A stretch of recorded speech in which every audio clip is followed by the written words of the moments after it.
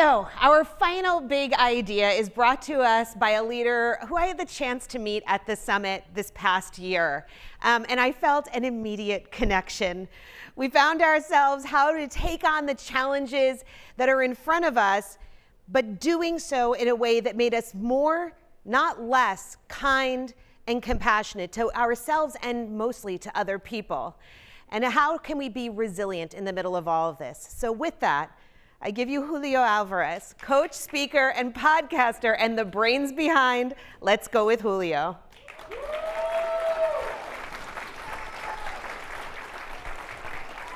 Oh, hello. Give it up for all those speakers. One more round of applause. Wow, that was beautiful. Thank you all. It's an honor, a privilege, and a real blessing to be here. I'm here because I'm one of you. And this was my first Out and Equal. I was leading the Google Gagglers, and we were winning awards, and honey, like Visa, I was everywhere you wanted to be. Okay? Lots of outward success, except how was I really? What was going on that you couldn't see? Yeah, that's Canva. You know, I did my little job in Canva. You like that, right? You like that. I was armored up, and I was stuck feeling like an imposter, comparing myself to others, worried that I wasn't good enough. The armor got so heavy the higher I climbed that it almost became my undoing. And that's why I'm here with you today. Because I believe that the developmental milestone of right now is to do the work to lay down the armor so that we can pick up our lives. In the words of Eric Day, he was here last year on this stage and he said, "The armor is heavy, and you can go further and faster without it." That was a light bulb moment. That is why I'm here. It all clicked for me that we have to do this work. So how do you do that? Well, it begins with going back to the beginning. We got to understand what happened to us, not what's wrong with us. And so this is me growing up. I'm first generation Latino from New York. My parents were teenagers. They were poor. They were not expecting kids. I was a birth control baby. I came out cross-eyed, light-skinned, mushroom-style haircut. I was thick. I was dressing like Bad Bunny before he was born, okay? Okay, let's just call that out. I was wearing my Archie gown with no underwear, and I was wearing the shirt at the pool, you know, all of that. I was just being me. But here's the thing, my dad, I did not reflect back to him what he had in mind for a son. So I became the punching bag.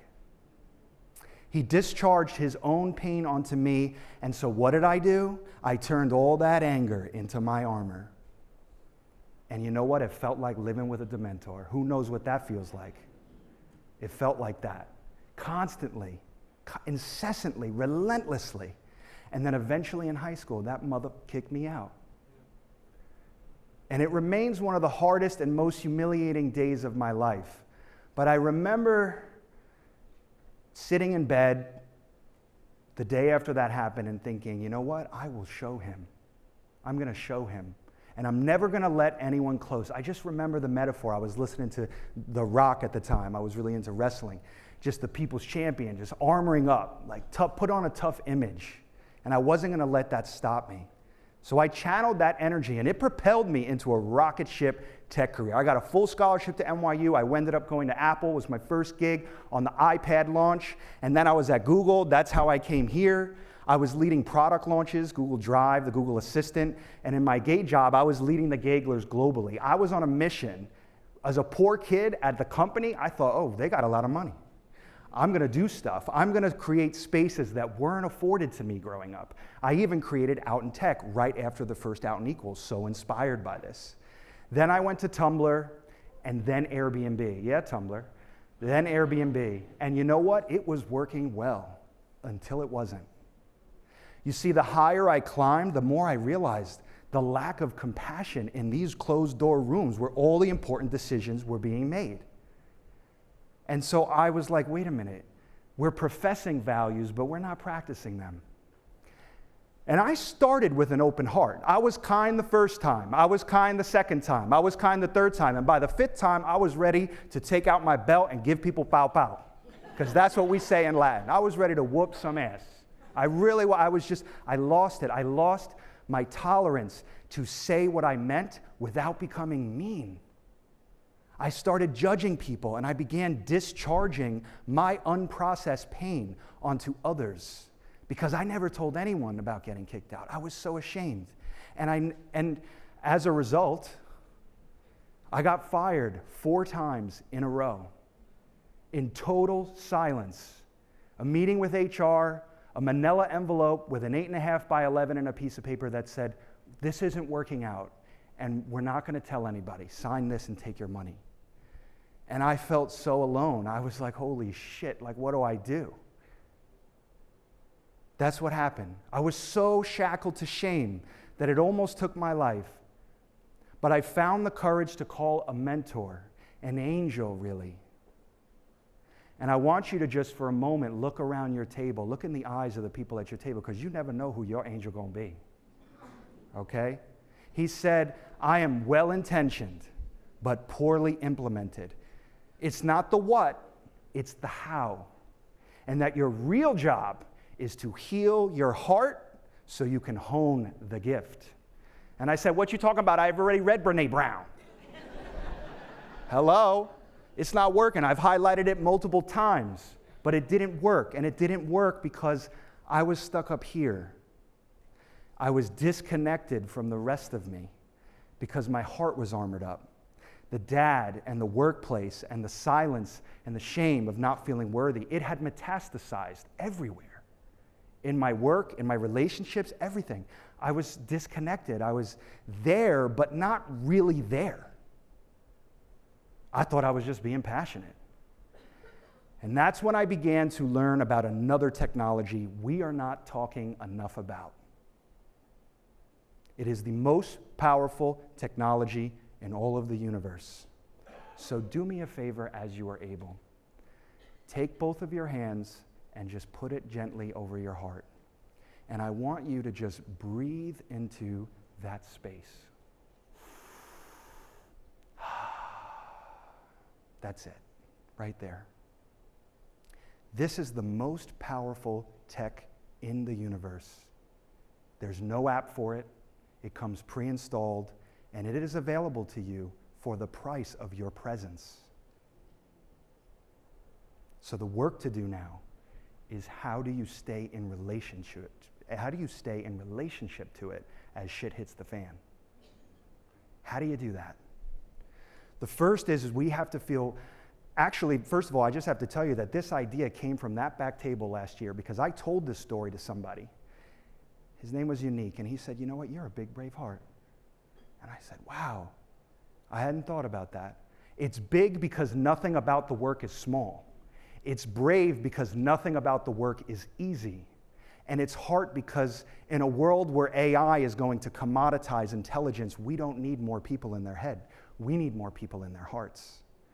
So we got to feel big again. And the way that you do that is we got to work through what is getting in the way. The hard things, the how-to doesn't work unless you are willing to recognize and look at the truth and work through what's really getting in the way, what's making you feel small. That's the first thing. For me, it began with owning the whole story. The second is we got to feel brave again. We have to get real clear on what our gift is and align ourselves with what we have become called to do, because that is the way station. That is the fuel tank of all empowerment. Otherwise, it's counterfeit. And then the third thing is we got to feel our hearts again. We have to choose love even when it's hard. We have to choose love even when everything feels full of fear and hate. And I think about this a lot. In 1957, Dr. Martin Luther King Jr., they were doing the same thing in 1957 that we're doing today. And in his speech around loving our enemies, he talks about love. And I want to share this with you because I think it's relevant, certainly for me, and I suspect for all of you. He says this, that love has within it a redemptive power. And there is a power there that eventually transforms individuals, That's why Jesus says, love your enemies, because if you hate your enemies, you have no way to redeem and to transform your enemies. But if you love your enemies, you will discover that at the very root of love is the power of redemption. So you just keep loving people, he says. Keep loving them, even though they're mistreating you, even though this person is doing something wrong to you and all of that. Just keep being friendly to that person. Keep loving them, and don't do anything to embarrass them. Just keep loving them. And they can't stand it too long, he says. Oh, they react in many ways in the beginning. They react with bitterness because they're mad because you love them like that. They react with guilt feelings, and sometimes they'll hate you just a little bit more at that transition period. But just keep loving them. And by the power of your love, they will break down under the load. That's what he said. And so when it gets hard, because it is, and it will, you can come back to your big, brave heart. And I just want to end with this. Look around. We are never alone. Look at what they did. Look at what they did. And now imagine what you can do, what we can do together. And then let's get about the business of doing it. I'm Julio. Thank you.